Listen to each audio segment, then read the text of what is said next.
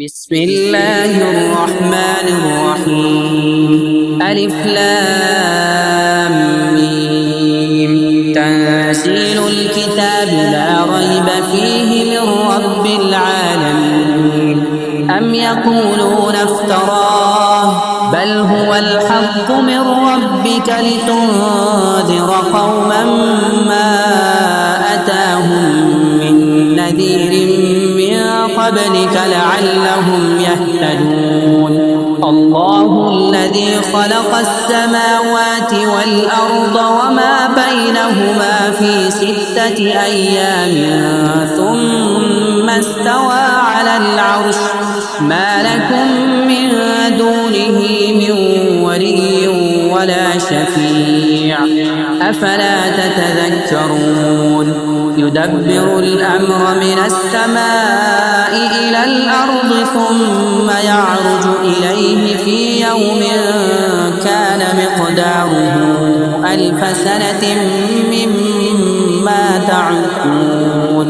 ذلك عالم الغيب والشهادة العزيز الرحيم الذي أحسن كل شيء خلقه وبدأ خلق الإنسان من طين ثم جعل نسله من سلالة من ماء مهين ثم سواه ونفخ فيه من روحه وجعل لكم السمع والأبصار والأفئدة قليلا ما تشكرون.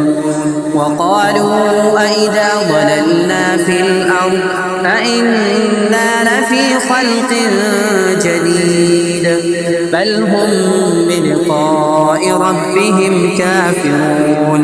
قل يتوفاكم ملك الموت الذي وكل بكم ثم إلى ربكم ترجعون. ولو ترى إذ المجرمون ناكسوا رؤوسهم عند ربهم ربنا أبصرنا وسمعنا فارجعنا نعمل صالحا إنا موقنون. ولو شئنا لآتينا كل نفس هداها ولكن حق القول مني لأملأن جهنم من الجنة والناس أجمعين. فذوقوا بما نسيتم لقاء يومكم هذا إنا نسيناكم وذوقوا عذاب الخلد بما كنتم تعملون. إنما يؤمن بآياتنا الذين إذا ذكروا بها خروا سجدا وسبحوا بحمد ربهم وهم لا يستكبرون. تتجافى جنوبهم عن المضاجع يدعون ربهم خوفا وطمعا ومما رزقناهم ينفقون. فلا تعلم نفس ما أخفي لهم من قرة أعين جزاء بما كانوا يكسبون. أفمن كان مؤمنا كمن كان فاسقا لا يستوون. أما الذين آمنوا وعملوا الصالحات فلهم جنات المأوى نزلا بما كانوا يعملون. وأما الذين فسقوا فمأواهم النار كلما أرادوا أن يخرجوا منها أعيدوا فيها وقيل لهم ذوقوا عذاب النار الذي كنتم به تكذبون.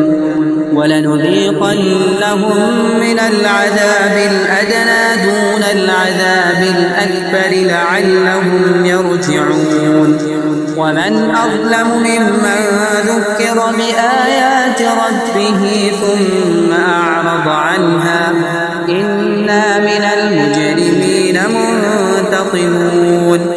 ولقد آتينا موسى الكتاب فلا تكن في مرية من لقائه وجعلناه هدى لبني إسرائيل وجعلنا منهم أئمة يهدون بأمرنا لما صبروا وكانوا بآياتنا لا يوقنون إن ربك هو يفصل بينهم يوم القيامة فيما كانوا فيه يختلفون أولم يهد لهم كم أهلكنا من قبلهم من القرون يمشون في مساكنهم إن في ذلك لآيات أفلا يسمعون أولم يروا أنا نسوق الماء إلى الأرض الجرز فنخرج به زرعا